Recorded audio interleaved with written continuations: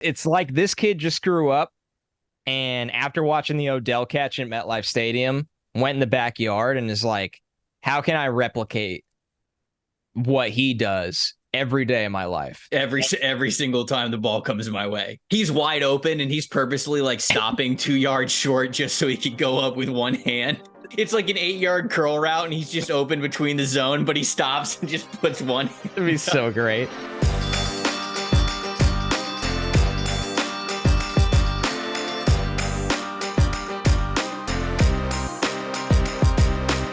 Welcome to the opening bell of the NFL Stock Exchange podcast. I'm Trevor Sikkema. That is Connor Rogers joining you for a Stock Watch midweek episode of the podcast, which today we are focusing on wide receivers. We know y'all got takes. We see the takes. Everybody watches college football and they see the guys on the end of those pretty throws and they go, man, who is that guy? I need to learn more about him. Or maybe you already know about him and you just want to see him in the NFL already. So we're going to talk about a lot of those players. I got 5 wide receivers I'm bringing to the table. Connor is bringing 5 wide receivers to the table as well. So we're going to give you 10 jam-packed players with tons of information. Could be guys we've already mentioned. Could be some new guys, some new names that you'll be hearing on Stock Exchange for the first time. Connor, how you feeling, my friend? Good, man. Fun show. Obviously, today it was good to get back into kind of like a catch me up session of tape. I got to watch a ton of wide receivers that I didn't watch over the summer, but are really having themselves a nice first month of the college football season. And I say this all the time, I feel like on this show around this time of year, but it's my favorite part of this process, finding new players that they pop so much in the data and tape that they deserve some love. And shout out to the comment section. Some of the guys at least one of the guys I'm going to talk about today, I've seen his name in our comment section multiple times. It's just great that we have this community of people that are just as into scouting as us and bringing new names to the table. And I do have I have a name or two that are familiar names, but there's definitely a discussion to be had. So everybody loves the wide receivers, man, whether it's dynasty reasons, whether it's just your team needs playmaking help. This is, I feel like, the group that everybody loves to get involved in the scouting action. And so do we. Yeah. So there's one player just to talk about the guys who we're bringing to the table for the first time. There's one player that's on this list that is an FCS dude that I did not know at all before I had an article that was coming up this week that's actually out now over at pff.com, and it was ranking 5 FCS risers or guys that you should at least know for the 2024 NFL draft class. And I'm like, damn, I really haven't looked into FCS guys at all. So it kind of forced me to go over to the FCS tab and notice some players who are standing out, some guys who could have NFL futures. And there's one player that we will bring to this list who is even an FCS guy that I definitely wanted to shout out. So I will let you take the floor. I will let you set the tone with whoever you want to bring up. It can be a name that we've already talked about, or it could be a new name. I'll let you start this one out. Who you got? It is not a name we've talked about.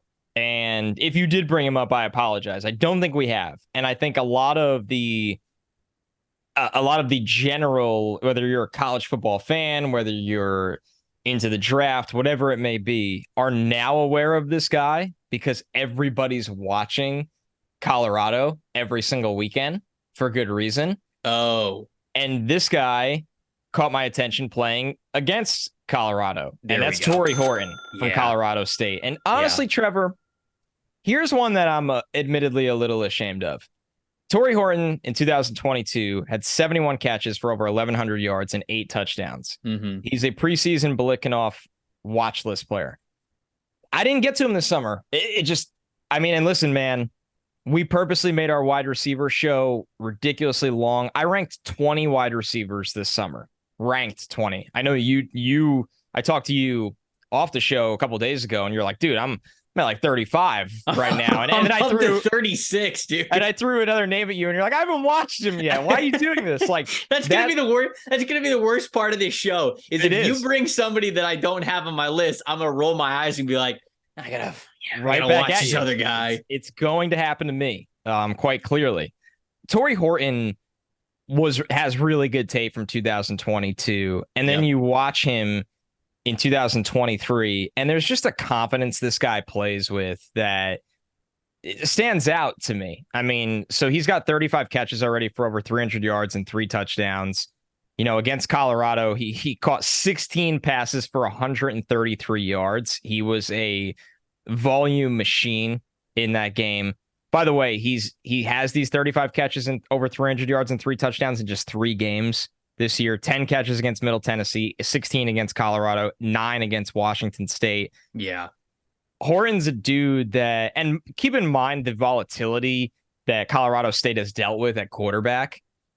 I watch him play and I'm like, this kind of feels like this year's Cedric Tillman, right? And not that high. I had Tillman as a top 5 wide receiver last year. I think the star talent and depth of this class, it's going to be really hard for a guy to just jump into the top 5. I'm not ruling it out, but when you look at all the talent at the top of this class, it's just going to be really, really tough, but it still means something with how he's playing. The strong hands, the body control.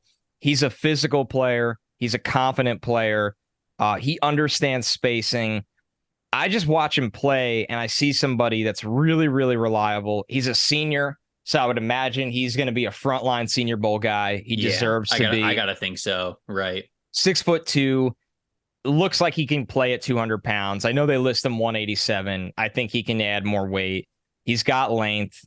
I honestly think he has some of the strongest hands in the entire country. I really, really do. When you look at some of the grabs he's made, when he has catch and run opportunities, he's like, I'm just going to run through you.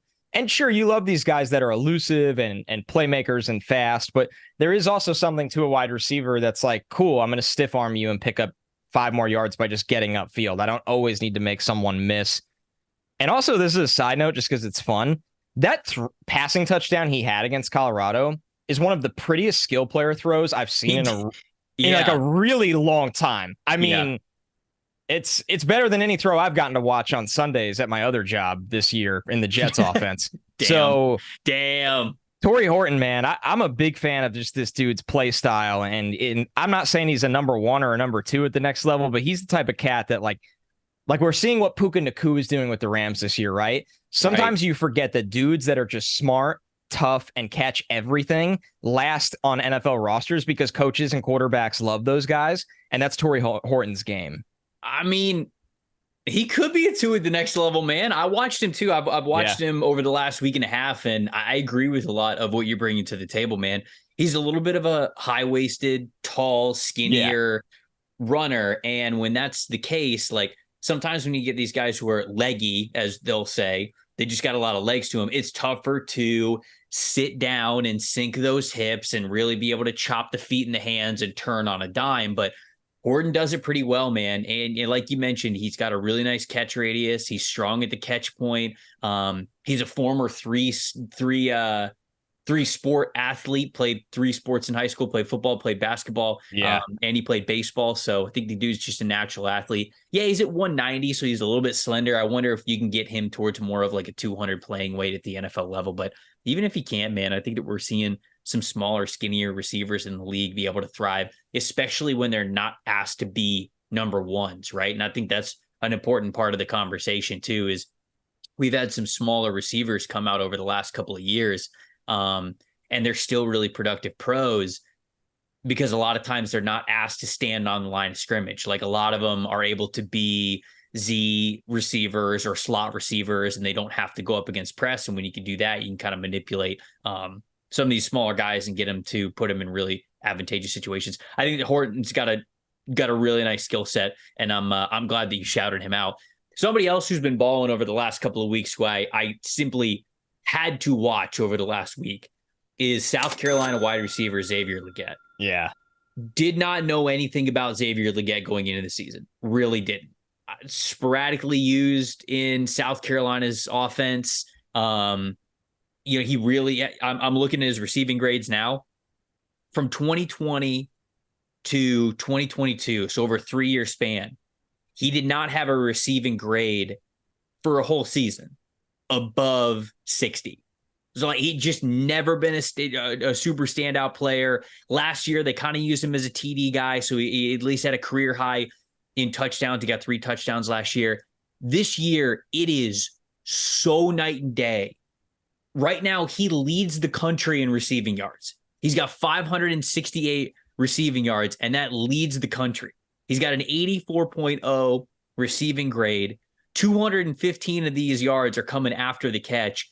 And when Juice Wells went, I don't want to say went down because he's still kind of like in and out of the lineup, but like Juice Wells had a foot injury that he suffered in camp, and he's not been right since. He played in the first half against UNC, but he really didn't do much, and then they had to take him out of the second half. Same thing against Georgia. He tried to play in the Georgia game, and then they ended up having to take him out after he scores his touchdown.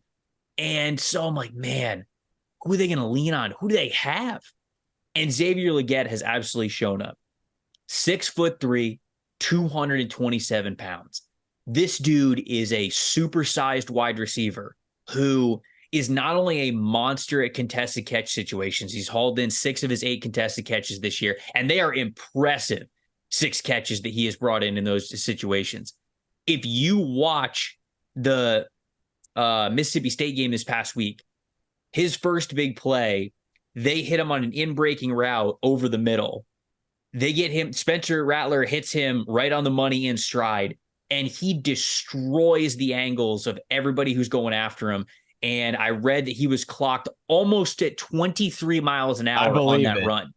We're talking about a guy who's 6'3", 227, getting clocked near 23 miles an hour. That's Miami Dolphins players' categories of speed, which is nuts. So Legette, it's almost like, what do you do with this guy? Because he has more receiving yards in these 3 games that he has played than he had his entire career up to this point.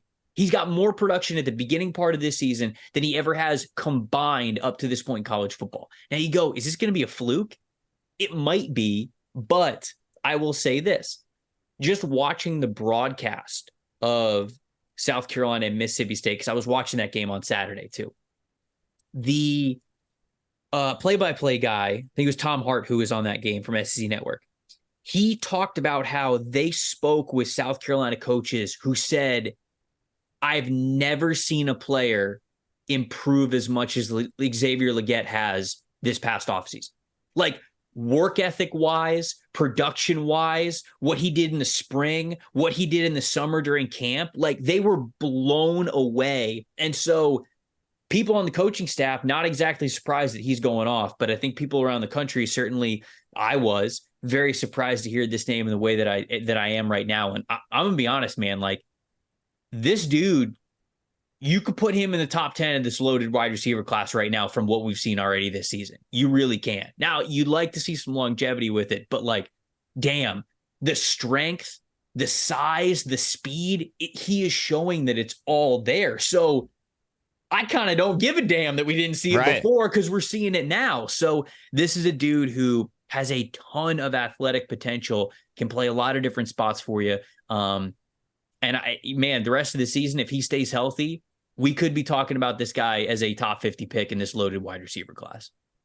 I mean, I'm glad you brought him up. It just freak show when you look at the physical ability this guy has at that size. And I was reading about him, you know, just the fact that he played quarterback his senior year of high school, and he was in a run heavy offense.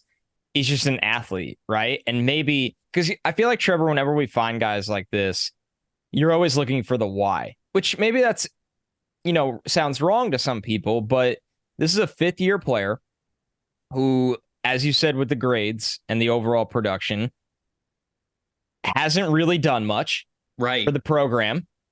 And you look at him physically and you're like, okay, I mean, when they list him 6'3", 227 and you Google him or you see them take the ISO shot while watching the games, I mean, it's not DK Metcalf, but it's like, it's pretty scary. I didn't want to say, I didn't want to say that name on purpose, but a lot of what he does now is similar to the Metcalf, I should say, like the Metcalf plan. Okay. Everything's on a vertical stem. It's a 9-ball. I don't miss. It's a post. It's a comeback, or maybe it's a slant, but that's about it. Like you're not getting super creative with him with these double moves or asking him to really sink his hips or whatever. You're asking him to be big, tall, strong, fast. And he goes, okay.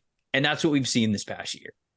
Exactly. And That's enough sometimes. I mean, even if this dude doesn't figure it out at wide receiver, and this year he's going to be a big time wide receiver prospect.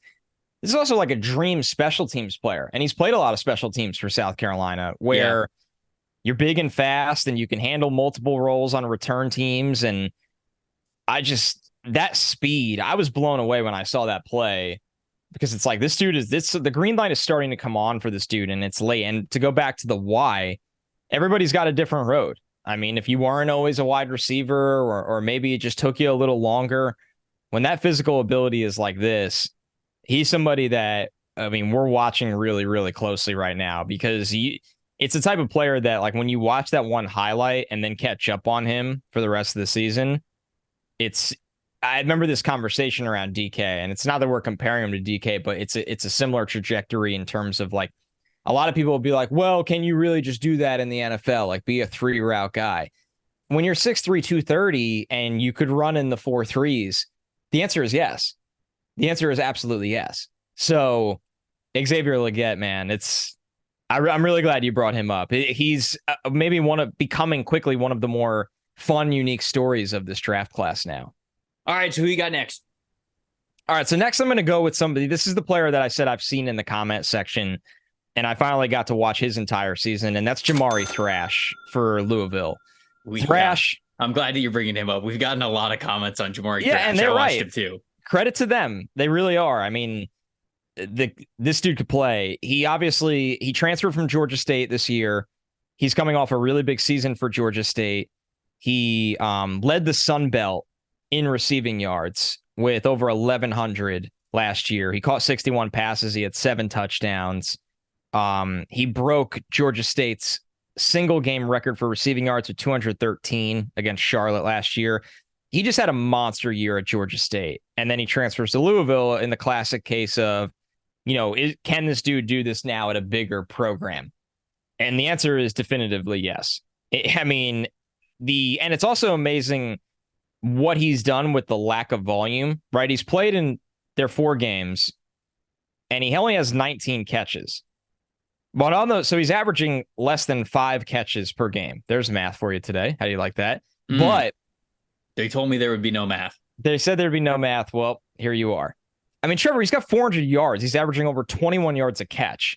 And when you watch the tape, here it is with Jamari Thrash. Double moves king. The double moves are crisp and he'll clean. Kill you. He'll kill you. He will basically, if you flinch. And this isn't Tutu Atwell, by the way, in Louisville's office. Shout out to Tutu Atwell, who is having a great breakout season for the Rams. I'm happy for the guy, man. Of course, yeah. There's nothing else other than to be happy for him. It's funny, the journey that we've been on with Tutu Atwell. What is to say? Worst draft pick of all time, and now, like, what are we, 2-3 years in? We're like, it is also funny. It's like, this is pretty late. Usually by now you're like, it's just not going to happen, and all of a sudden it's happening. Anyways, Thrash is listed 6'1", 185. He is a lighter guy. He looks like he's playing in high 170s, in my opinion. He can absolutely fly. He's lethal with the ball in his hands. The feet are so quick. It is so hard to get a hand on him. He's incredibly elusive.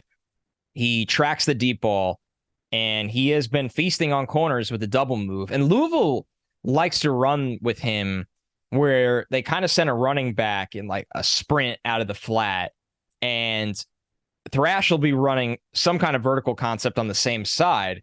So if the defender is caught in between of picking up the running back or Thrash, or they just get caught peeking, he's gone.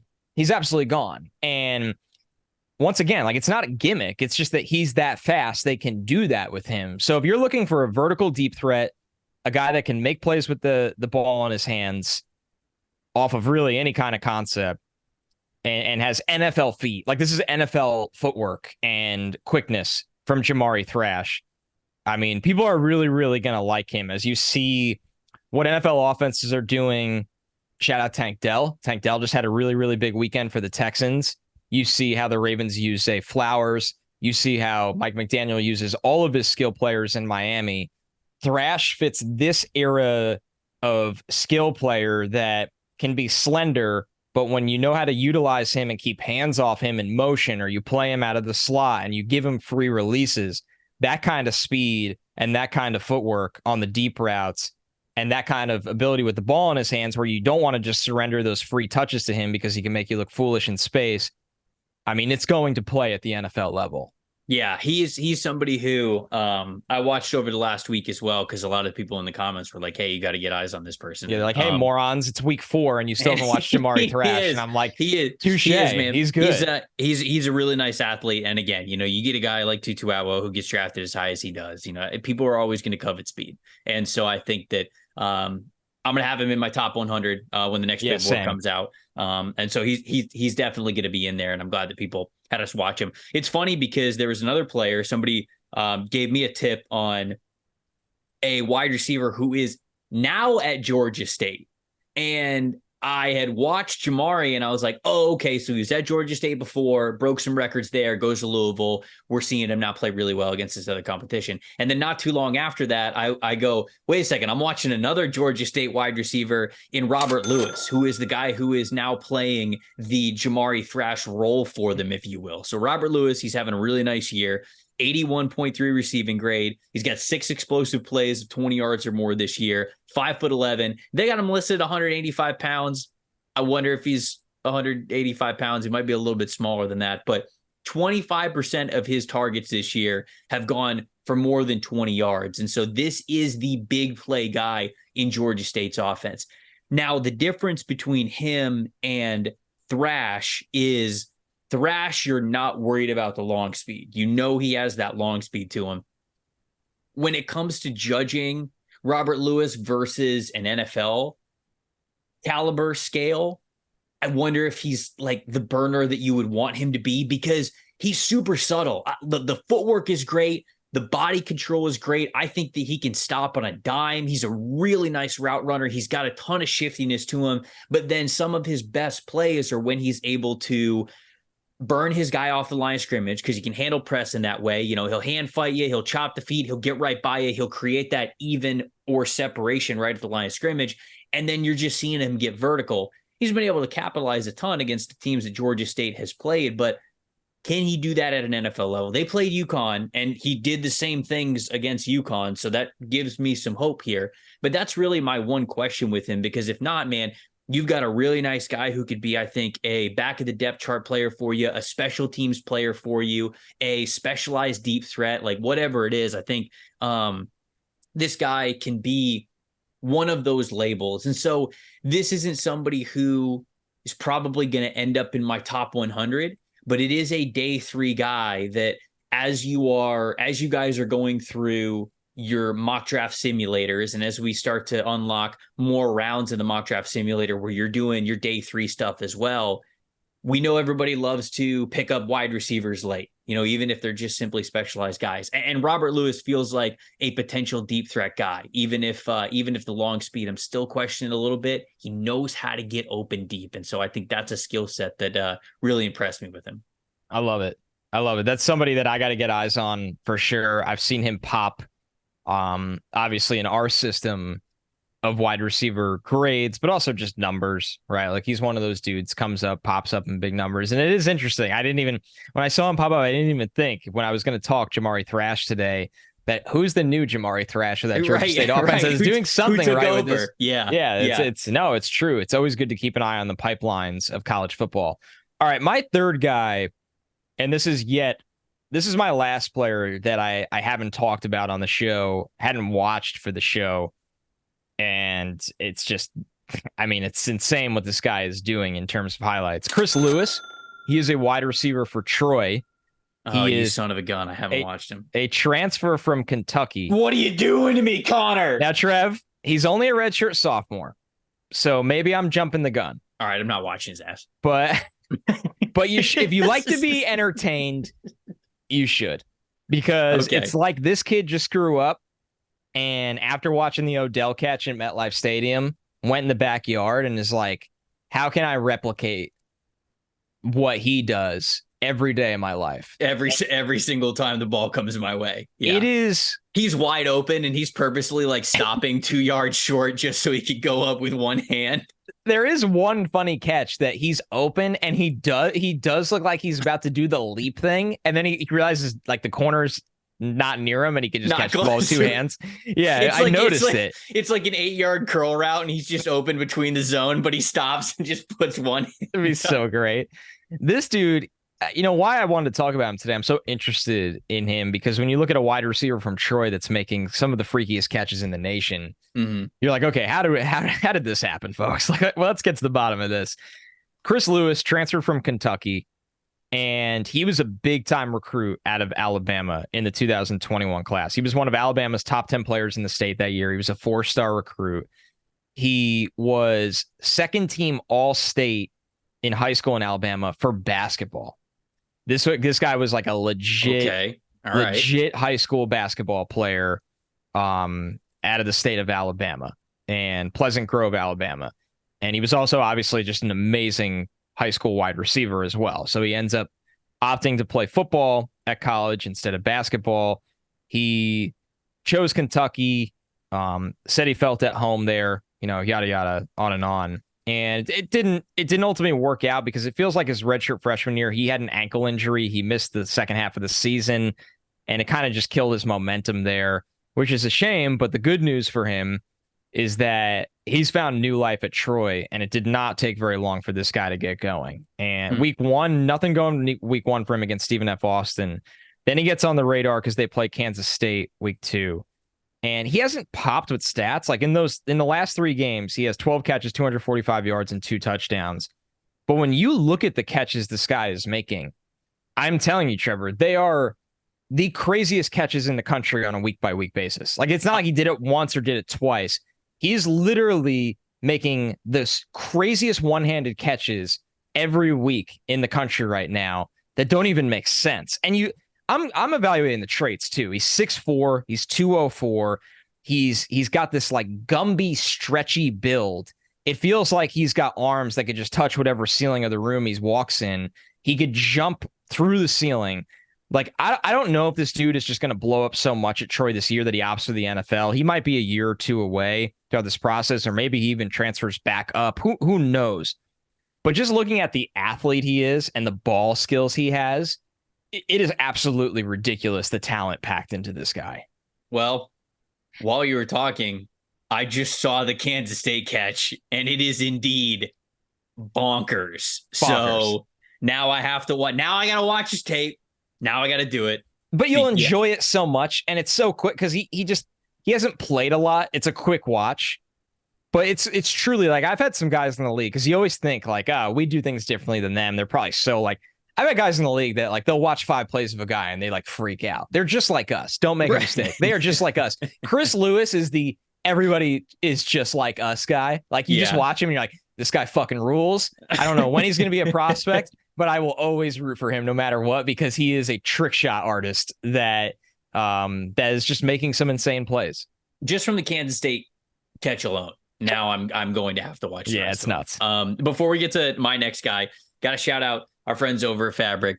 Fall is the time for getting back into routines, whether it's a back to school routine, if your parents, whether it's, getting back to the work routine of the last couple of quarters of the year. It's all about getting that routine checklist. But the most important task on that list should always be securing your family's financial future. That starts with life insurance, and Fabric by Gerber Life makes it quick, easy, and affordable to protect your family so you can get back to enjoying life. Fabric was designed by parents for parents to get you high quality, surprisingly affordable term life insurance in less than 10 minutes. They've got great flexible policies that fit your family's budget with quality policies like $1 million in coverage for less than $1 a day. Get your personalized quote in just minutes, and then you can apply when it's convenient, all online, all right for your schedule. You can go from start to covered in less than 10 minutes with no health exam required. So join the thousands of parents who trust Fabric to protect their family. Apply today in just minutes over at meetfabric.com/NFL/stock exchange. No NFL. We're just going stock exchange. That's meetfabric, MEET, fabric.com/stock exchange. Policies issued by Western and Southern Life Insurance Company. Not available in certain states. Prices subject to underwriting. All right. The next guy that I want to bring up. I have 3 more, right? Yeah, it's number 3 for me. Michigan wide receiver Roman Wilson. I don't know if you've watched any of him lately this year. I watch them every week, so on broadcast, the answer is yes. Sure, and he's just like, he's having a fantastic year. Right. Now, I'm still debating like what kind of an NFL prospect he is, because he's 5'10" and a half, $190. And that size unfortunately shows up in different strength parts of his game. He tries to block his ass off whenever he is asked to do so. But you'll see is like, all right, he's just a smaller dude. And he will go up for some contested catches. And sometimes he comes down with them, sometimes he doesn't. You just see like the lack of overall weight and strength and height kind of go into it. But man, this is a really good football player. I mean, there are so many times where JJ McCarthy, he'll feel a little bit of pressure, the plays kind of break it down, and you could tell he immediately looks Roman Wilson's way because he knows that Roman Wilson is going to do what he needs to do to get open. He's going to be able to shimmy and shake the defenders. He's going to be able to find that soft spot where McCarthy can find him. And I just feel as though the smaller size certainly lends itself to being a really nice separator in the slot. And I think that you see that from him. He's got some decent deep speed to him, but he's had that shiftiness. That's what his bread and butter is going to be. But for somebody who is just really standing out, I can't remember if I mentioned this, 85.0 receiving grade so far this year. That's a really nice number. That's consistent play every single game that he's been out there for Michigan. Some strength deficiencies to him, but like, man, he's just such a productive dude. I don't know if it's the Puka Nacua trend where it's like, man, if you just find players who are smart at this, he broke our brains, Trevor, who get the position, who know where to be in order to help out the offense, that has value. And so while people look at Roman Wilson and say, all right, he doesn't really measure up to what an NFL type of wide receiver usually is, I feel like he's going to have a place at the next level because, again, he is doing all of the little things right. Now, how effective those are when the competition gets bigger, faster, stronger, okay, maybe that part's a debate. But at the very least, kind of like what we talked about with Legette, Roman Wilson's going to be somebody who's going to give you his all every single play. And I think that that could be a back end of the depth chart guy for you. Maybe it's an early practice squad kind of a situation for him. But like, I think that this dude can have some sort of an NFL future, especially from the production that we're seeing from him this season. Yeah, I noticed it on broadcast, and I admittedly haven't just done a study of him on tape, but I noticed it as well. That reliability, I think the thing I'm not struggling with the most, but looking for more than ever. I just did my Big Ten tape breakdown I do every week for NBC Sports. I did Emeka Egbuka this week, and nice. And it's just I'm looking for guys that understand like their spatial awareness and tempo and coverages and how to help a quarterback. And it's really a nuanced part of scouting this position because you turn as a football fan first, you turn on the tape and like Xavier Legette, right? You're like big, fast, like awesome, like all that stuff will always matter at the absolute most. But you do go through this NFL process where you're watching another sector of wide receivers that are having success that could have been super average athletes or super average size or whatever it is. And there is this total other aspect of the game that is all kind of in between the ears for the most part. I agree. So, I agree. I think that stuff matters. And here's the thing.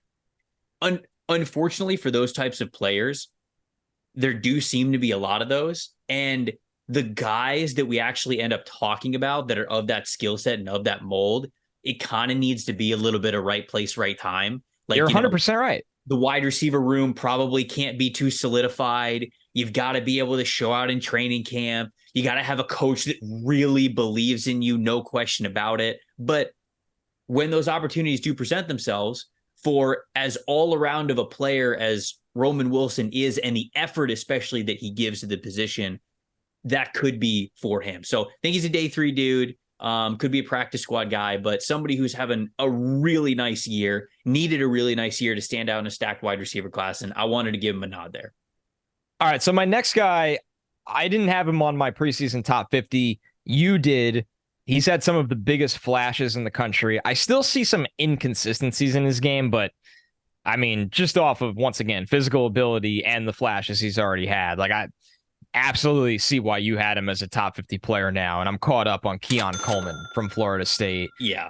I mean, right. You just look, and honestly, even some of the games that he's underwhelmed, I also think that offense has had its moments where I'm like, they're better than this. whether it's been some problems at quarterback. There's just a few different things there. With Coleman, man, he's already got 6 touchdowns this year. He is just the classic at 6'4", 215. We talked about him before, another guy with a basketball background. He's just another classic case of somebody that can play above the rim and can make a play for your quarterback and can make the spectacular play for your quarterback. And I think another thing with him, in a very busy Florida State offense of pass catchers and running back talent and tight end talent, like, I don't know if Keon Coleman needs 1,000 yards this year for me to say that he's going to be a top 50 player. Like, it's all there on tape in terms of what he can do with body control in the air, winning when covered. There are nuances of his game that I would like to see improve, but man, he's just a talent, right? Trevor, I think that's what we look at. He's just a talent. And I know you really liked him when we built our big boards, and now you see the transfer at Florida State kind of paying instant dividends, and I totally get it. Yeah, he's an NFL player playing college football. Right, exactly. That's kind of the reason why he was as high as he was on my initial top 50 is because you don't get to say that about a lot of players, right? Yeah. I mean, we can sit here and we do, and we have a good time doing it, saying like, man, this is who this player is in college. How do they translate? Will this still be a strength of their game? Is their weakness going to be too glaring for them? Like, we have a lot of those conversations with players. It's not very often you get to go, yeah, it's an NFL player right there. Yep. And to me, that's Keon Coleman. And I agree with you. It has not looked perfect this year, but the big moments and the takeover moments, and certainly the strength moments of his scouting report, we have already seen at the highest level in some big games already this year when his team has needed him. So that, to me, I echo that for you. I'll give another name that we've already talked about on the show, who I'm bringing up in my rankings, Odunze. And this is somebody who, when we went into our wide receiver rankings, when we watched these guys from the summer, you and I kind of had the conversation of, and I think I admitted this at the time, I liked Odunze. I didn't love him. And I tried to tell myself, like, man, is it just because he's gotten so much publicity? Like, am I being too hard on this guy because I've heard so much about him and he wasn't like Megatron out there? But I still stand on what I saw last year from him and really wanting him to be stronger at the catch point. Like, his whole thing is Odunze is a rare combination, and he is, of size, speed, and strength. But I felt like I did not see the strength portion of it enough, whether that came to him being an imposing blocker, him boxing guys out at the catch point, and him coming down with contested catches. Like, I just did not see that enough from him last year. I saw some of the speed portions of it, but I don't think he's a crazy burner. I saw some really nice wiggle and body control for a player who is of his size. But the thing that was going to round it all out was being able to say those two things, but also go, and he's one hell of a dude at the catch point. This year he is. And contested catches, they're not always a stable metric. I'm not going to sit here and say like it's biblical. It's the be all end all, even for guys who don't separate super well. Well, you like to see it. You would like to see it in those opportunities, especially when you go back and you watch the moments on tape. You'd like to see him be able to come down with some of these catches. And he is at so much higher of a level this year. Washington's offense is going to the moon. And every week it just feels like Michael Penix is throwing for another 400 yards. But Odunze is a massive reason why. It's because Penix has somebody like this to throw to. And so now I really am seeing, I feel like, the best version of Odunze. And that the strength part of it to me is really important, because this game gets really difficult with some of the best and strongest athletes in the world when you make that jump to the NFL. And if I feel like you're not dominating with strength in a way that I would like to see you do consistently at the college level, sometimes I have a little bit of reservation, because guys there have been some really talented players that just get washed out. Yeah. The one that, the two that I go back to that were big scouting misses for me were J.J. Arcega-Whiteside and Kelvin Harmon. Kelvin Harmon's a little bit different because Harmon did win a lot with strength at the college level. He just couldn't win with enough else at the NFL level.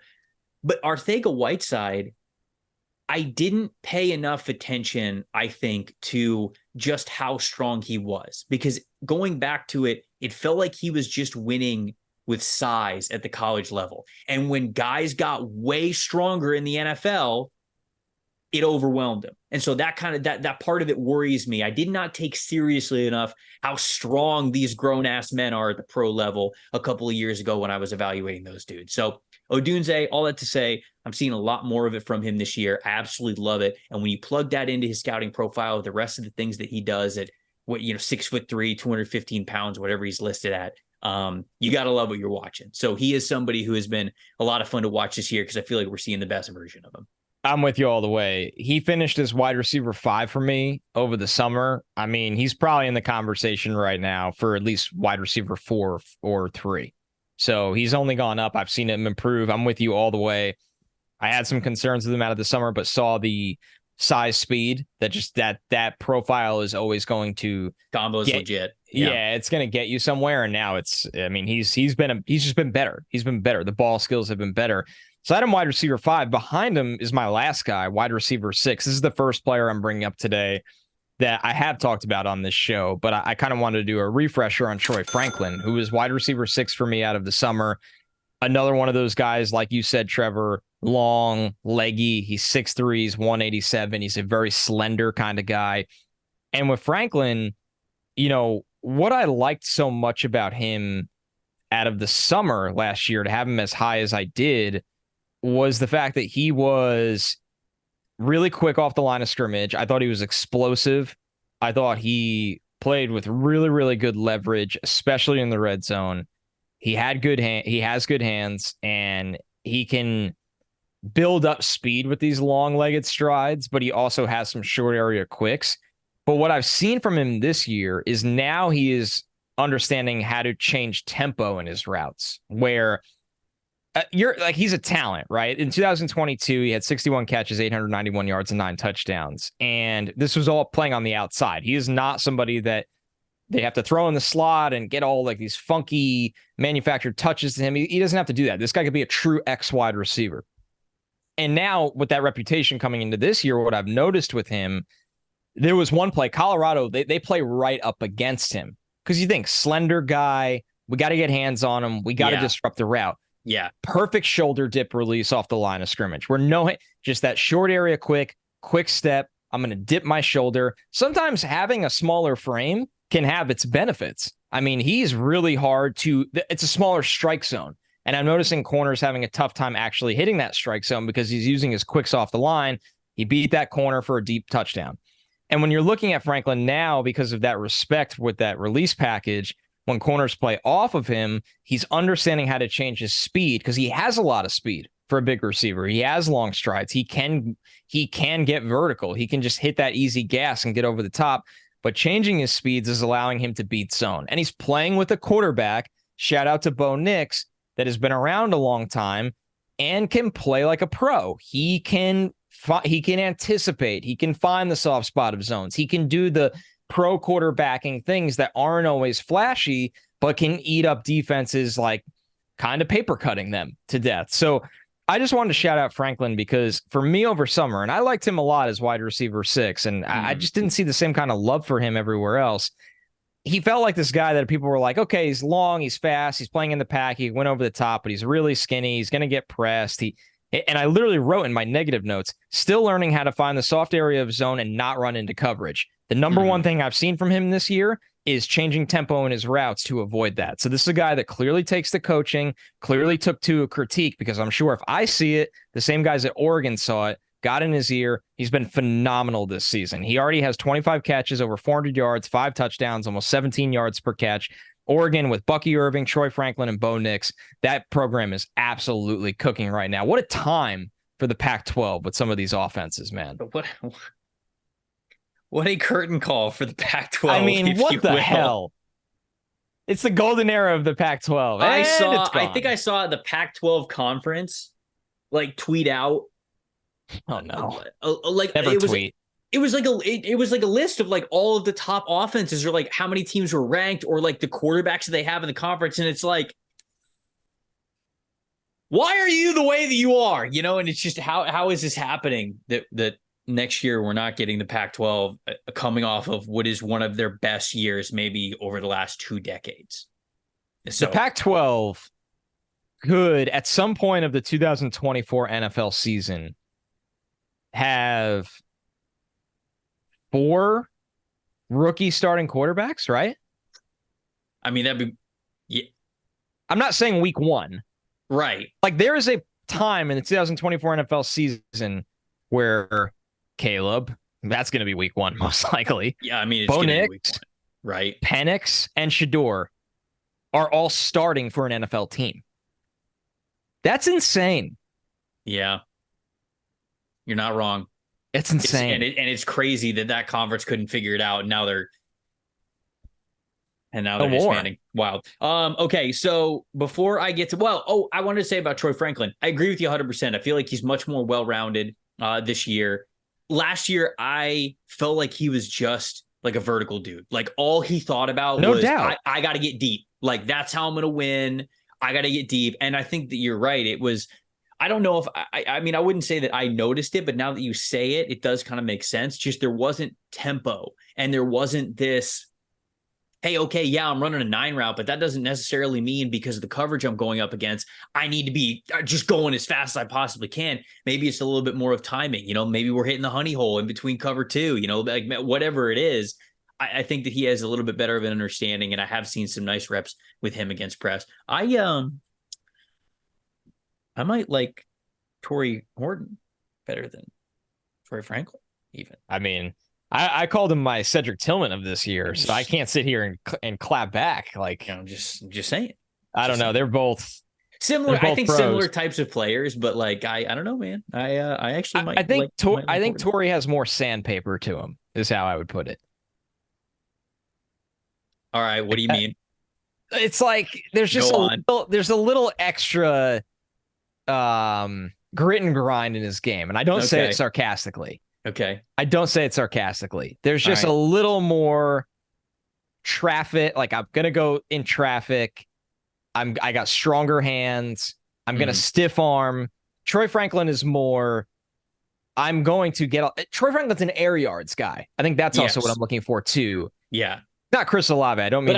But I think like Olave was a yards guy. That's why I might like Horton a little bit more. Just because I see them both kind of the same, but maybe I might give that edge to Horton when it's all said and done, which is going to be a fun little back. I will wait to decide after the new year.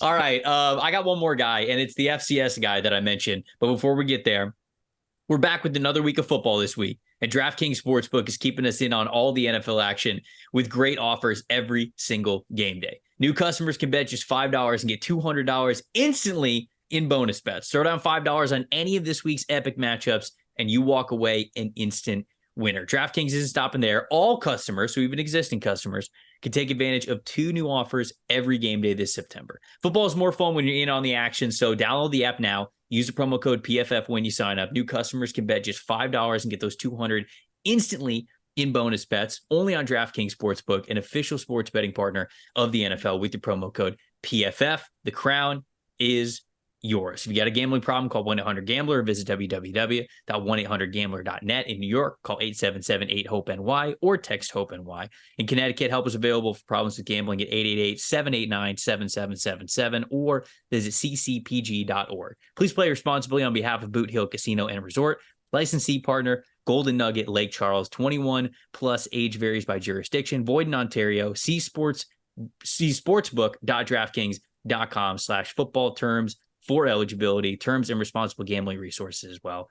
Bonus bets expire 7 days after issuance. Eligibility, deposit restrictions do apply. All right, so the last guy that I want to bring to the table, see that FCS wide receiver, Hayden Hatten of the Idaho Vandals. All right, redshirt senior, former tight end. Okay, he came to school as a tight end.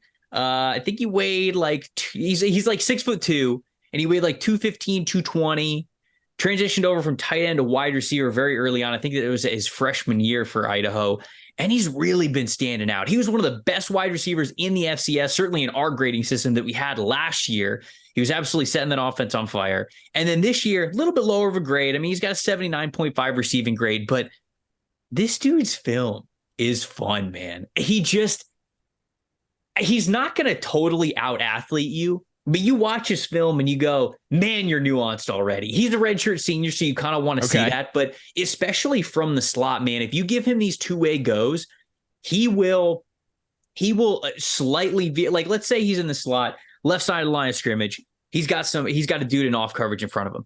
He will sprint and eat up that space immediately, so he knows to do that. He'll veer a little bit to the right and he'll threaten like he's going up the seam vertically. And the second that defender flips their hips to go even with him, boom, he will put one hand on him. He will swim move over him and he will hit an out route to the sideline. He'll be wide open. Like, it's that kind of nuance in his game and his route running that I really, really appreciate.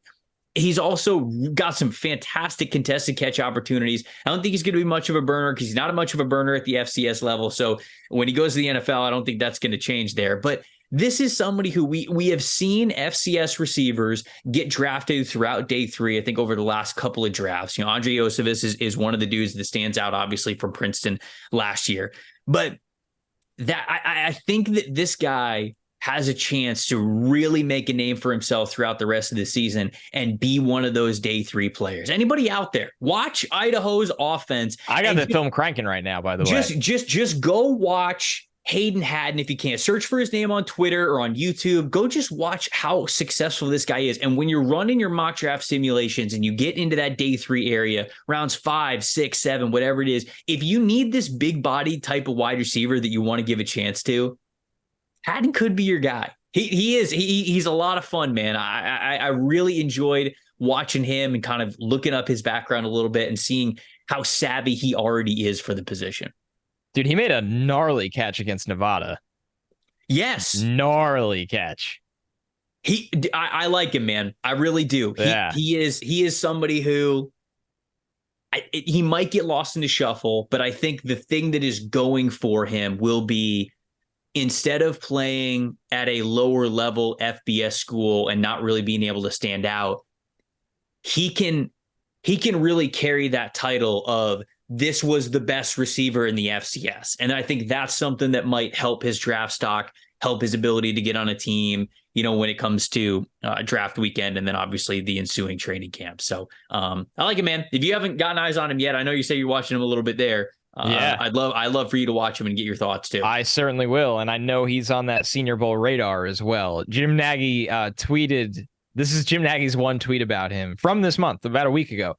All right, Hayden Hatten can catch the crap out of it. There it is. That's a good baby. Compliment for Hayden Couldn't Hatten. Have said it better myself, Jim. Hopefully we'll see him in Mobile at the Senior Bowl. I love when the small school guys get a shot up there, especially when they're just carving it up at that level, and it looks like he is, man. It's it's overwhelming because we just did a show, right? We just did a wide receiver show for the 2024 NFL draft, and we didn't talk about Marvin Harrison Jr., Emeka Egbuka, Malik Neighbors. I mean, we like millions of names, and we talked about 10 damn good wide receiver prospects. Yeah, it's that kind of year. It is that kind of year. And honestly, this is a good transition into the little teaser for what's coming up next here on this podcast. But we're going to have a mock draft episode for you guys next week. We're debating on whether it's going to be on Monday or on Wednesday. I guess us saying it here at the end of the show, you guys can vote and voice your opinion. Because obviously, like, if it happens, if we do it on Monday, we probably won't do what matters most on a Wednesday, unless you guys really want that. If you want the mock on Wednesday, and then if you want us to do what matters most, or yell in the mock if you want the mock on Monday, and then you want what matters most, including the Monday Night Football games, I guess we could do that on Wednesday if you want. But all that to say, we'll talk about the big name wide receivers when we go through those major exercises, our top fives, our mock drafts, all those things. But for this episode, we wanted to give you some sleepers. Yeah, it's the nuts and bolts of this show, right? I mean, this is what this land was built upon. Talking about FCS wide receivers. This is the rebar and concrete, brother. This is the foundation. That is exactly right. And that is what keeps the NFL Stock Exchange alive. Well, we finally watched Jamari Thrash, so everybody out there who commented on it, make sure you better like and subscribe if you shout out Jamari Thrash because we listened to you. But let us know what you guys thought on all the wide receivers that we brought up. If you got takes on them, if you've seen them, if you liked them, if you didn't like them, we would love to hear from you. And with this being a wide receiver centric episode, throw the names out there. We'd love to hear them. I've watched a shit ton of these guys already, but I'm going to be watching so many more as the season goes on because there's no doubt about it. It's an absolutely loaded class. Hit us up in the YouTube comments. That's the best way to do that. YouTube.com/@NFL Stock Exchange. If you're audio only, at Tampa Bay Trey, at Connor J. Rogers on both Instagram and Twitter. Best way to do that. We already teased that the mock draft is coming up next week. You guys can determine in the comments and hitting us up on social whether you want it on Monday or Wednesday. It'll be the same times. It'll be like the 9:30 release on Monday or the 9:30 release on Wednesday. But let us know if you want it on Monday. We'll do it on Monday, and then maybe we'll do what matters most a little bit later in the week. Connor, anything else before we get out of here? I do. I have one shout out. Let's go. And I'm disappointed I didn't get to say it on what matters most, but I think the good fans of the Chargers deserve it. A quick shout out to Tui Pelotu. Oh, who had a monster game. And we like to track the rookies on this show, and I didn't want to lose sight of that one as this week starts to already come to a close, which is just an insane thing to say. Do you have his data up right now? What is his? I think he had 11 pressures. What? I want to make sure that I had that right. I do have. Okay. Now I'm pulling. I mean, we almost have to do this, right? 9 pressures. Oh wait, I gotta hold on. I gotta set the filters correctly. I can't be lying to the good people. All right, 9 pressures. 9 pressures in a sack. Yeah, I mean, he just went to banana land. Lord, it's pressure production 23.7%. He's killing it. They got an absolute steal. I want to give some love to Tully. The Chargers need that help on defense, and he's at least they got one there for sure. Yeah, he was great awesome. shout out. Love it. Love that you're getting. I'll close with that. Makes for a good note to get into the weekend. Hope you guys enjoy the weekend, whether it's college football or NFL. Enjoy it. We're going to be back with you on Monday, maybe for the mock draft, or maybe for what matters most. Maybe we'll just do a show on Hayden Hatten. Who the hell knows? You decide in the comments below. Jim Nagy on it. It'd just be an hour. Mock draft, what matters most? 60 minutes on Hayden Hatten. The choice is yours. I'm Trevor Sikkema. That's Connor Rogers. Thank you guys so much for listening to the NFL Stock Exchange podcast. See you on Monday.